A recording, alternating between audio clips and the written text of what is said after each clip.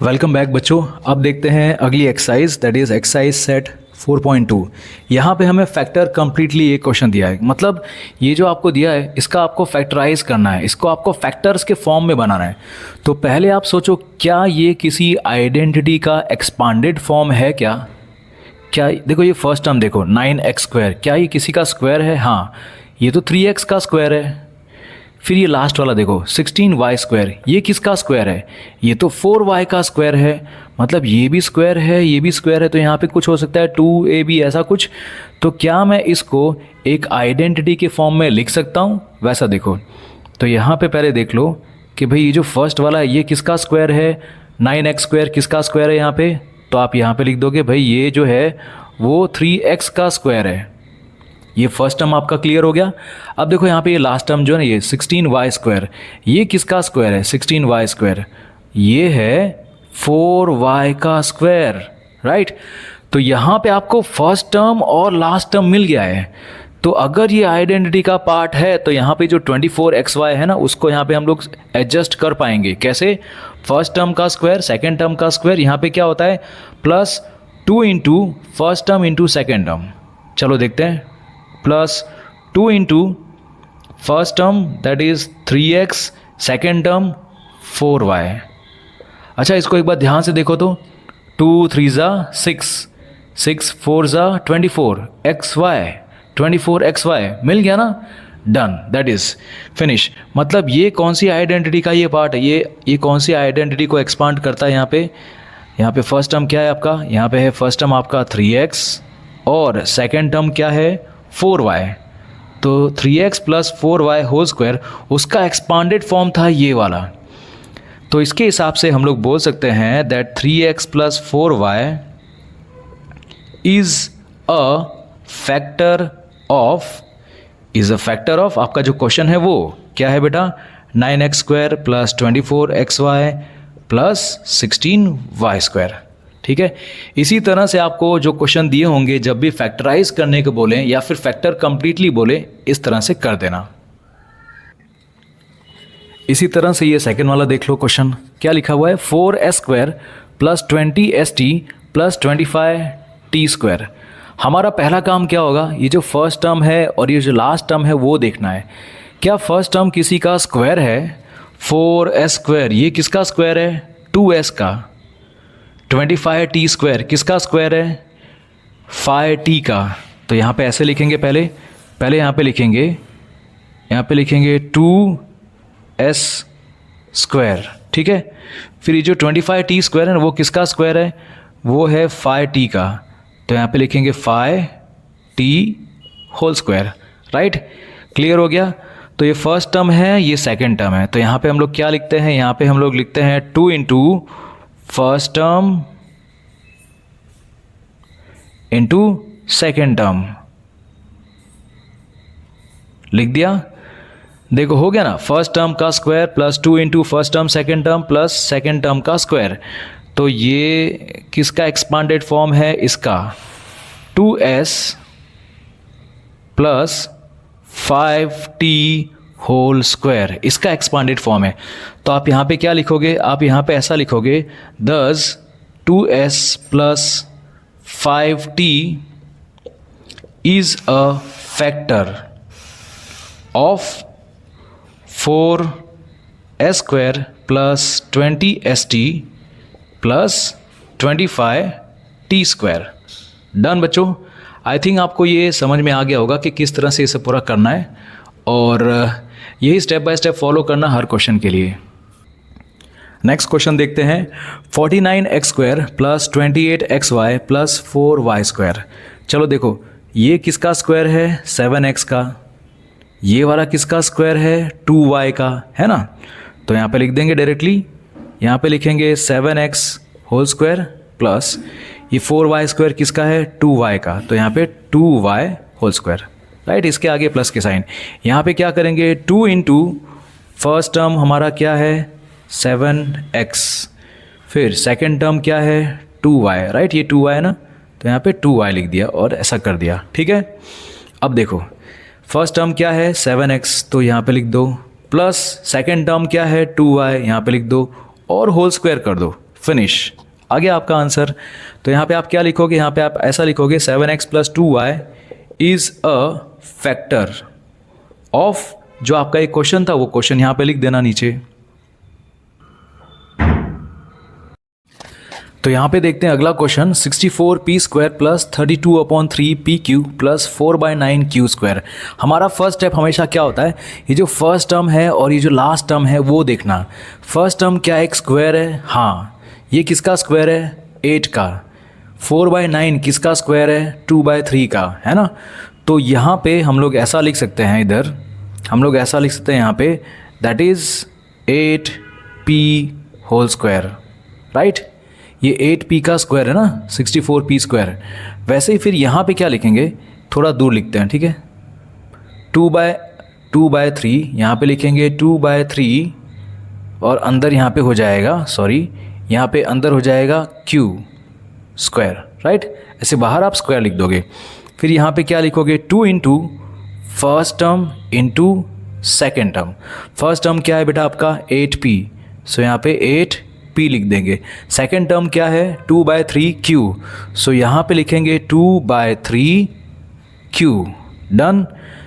अब हमें पता चल गया ना यार, फर्स्ट टर्म क्या है हमारा 8p, सेकेंड टर्म क्या है 2/3q।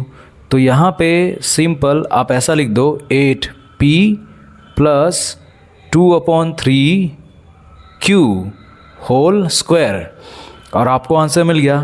क्या आंसर मिला, that 8p + 2/3q is a factor of, जो भी आपका एक क्वेश्चन है वो यहाँ पे लिख देना नीचे ऑफ के बाद, ठीक है। अब यहाँ पे ये क्वेश्चन बहुत ही इंटरेस्टिंग क्वेश्चन है बच्चों, बहुत ध्यान देना इसमें, ठीक है। ये आपका 5th नंबर का क्वेश्चन है। क्या लिखा है, 3a² + 4ab + 4/3b²। ये सबसे इंटरेस्टिंग क्वेश्चन है इस एक्सरसाइज का, ध्यान देना। यहाँ पे 3a² ये किसी का स्क्वायर तो है नहीं, क्योंकि 3 किसका स्क्वायर है, √3 का। यहाँ पे 4/3 किसका स्क्वायर है ये हमें नहीं पता, क्योंकि देखो 4 है ना वो 2 का स्क्वायर है, लेकिन 3 जो है वो √3 का है।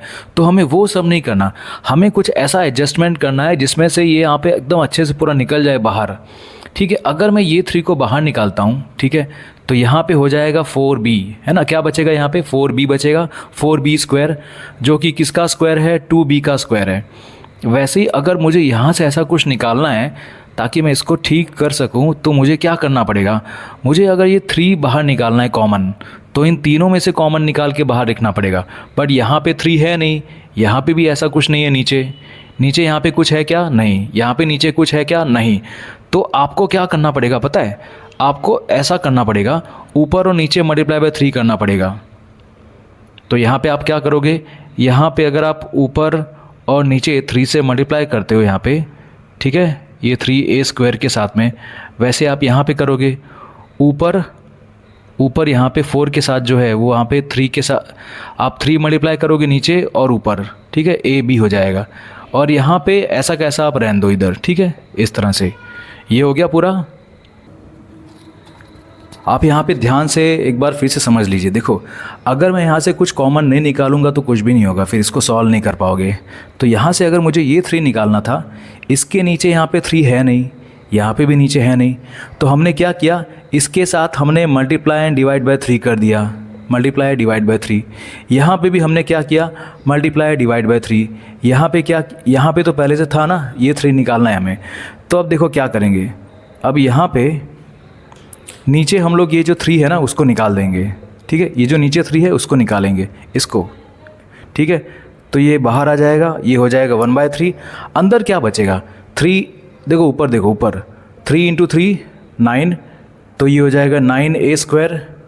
यहाँ पे ये ऊपर वाला 3 और 4 बचेगा ना, क्योंकि ये नीचे का 3 चला गया, 3 4 ये हो जाएगा 12ab प्लस यहाँ पे नीचे से 3 चला गया, तो यहाँ पे बचा 4b², ठीक है। सॉरी, यहाँ पे मुझे लिखना चाहिए ऐसे 4b², राइट।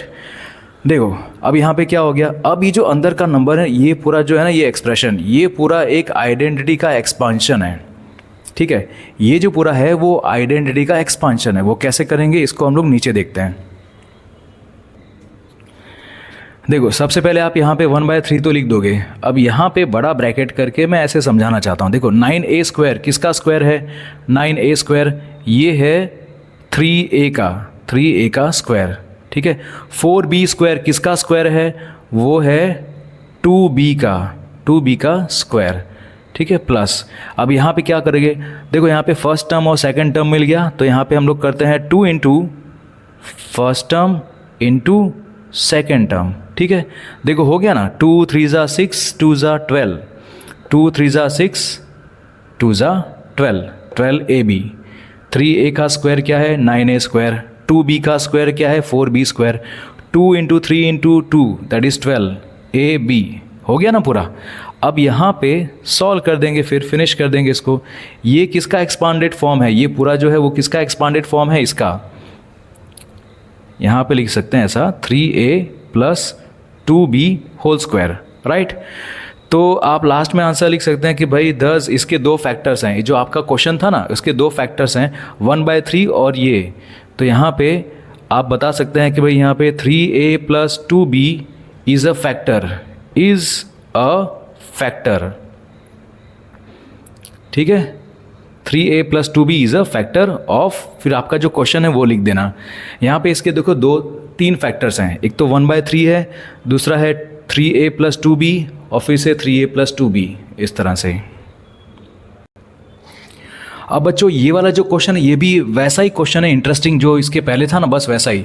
अब देखो यहाँ पे क्या करोगे पता है? यहाँ पे आप ये जो नीचे फाई है ना, उसको अगर बाहर निकालोगे कॉमन, तो क्या होगा? देखो अगर मुझे यहाँ पे ये फाई कॉमन निकालना है, इन तीनों में से मुझे ये नीचे वाला फाई कॉमन निकालना है, ठीक है। तो मुझे क्या करना पड़ेगा पता है? मुझे यहाँ पे भी ऐसा ही कुछ करना पड़ेगा। यहाँ पे नीचे फाई और ऊपर फाई, नीचे फाई और ऊपर फाई मल्टीप्लाई करना पड़ेगा। कैसे? देखो एक बार ध्यान से देख लो। यहाँ पे है 9/5 s स्क्वायर, यहाँ पे कुछ नहीं करना है। बट अगर मुझे यहाँ पे ये 6sv, यहाँ से मुझे अगर फाई कॉमन निकालना है, नीचे वाला फाई कॉमन निकालना है, नीचे वाला फाई निकालना है, तो यहाँ पे तो फाई है नहीं, तो यहाँ पे आप नीचे फाई लिखोगे और यहाँ पे ऊपर फाई से मल्टीप्लाई करो। Multiply and divide by phi यहाँ पे कर दिया। वैसे ही यहाँ पे करो, यहाँ पे 5v स्क्वायर है, तो यहाँ पे भी ऐसा करो, यहाँ पे भी multiply by phi and divide by phi, ऐसा कर दिया, ठीक है। अब देखो होगा क्या? अब यहाँ पे नीचे फाई आ गया। अब ये फाई आप यहाँ पे ऐसे 1/5 करके कॉमन निकाल दोगे। ये डिनोमिनेटर में है ना, इसलिए यहाँ पे 1/5 लिखा। अब अंदर क्या बचा? देखो ये नीचे वाला फाई चला गया, क्या बचा यहाँ पे? 9s स्क्वायर, तो यहाँ पे लिखोगे आप 9s स्क्वायर। अब यहाँ पे देखो ये नीचे वाला फाई चला गया, तो क्या बचा ऊपर? 5 इंटू 6, 5 6 ज़ा 30, तो यहाँ पे आप लिखोगे 30sv। यहाँ पे ये नीचे वाला फाई चला गया, ऊपर क्या बचा? 5 इंटू 5, तो आप यहाँ पे लिखोगे 25v स्क्वायर, राइट। अब आप देख सकते हो कि ये जो पूरा है वो एक तरीके से एक एल्जेब्रिक आइडेंटिटी है, उसी का यहाँ पे एक्सपांडेड फॉर्म है ना। कैसे? 9s स्क्वायर ये एक स्क्वायर है किसका? 3s का। 25v स्क्वायर किसका स्क्वायर है? 5v का। वो हम लोग यहाँ पे आगे सॉल्व करेंगे नीचे, ठीक है। तो यहाँ पे मैं लिख दूँ पहले, फिर से यहाँ पे 1/5 लिख दिया मैंने। अब यहाँ पे इस तरह से ऐसे ब्रैकेट कर दूँ।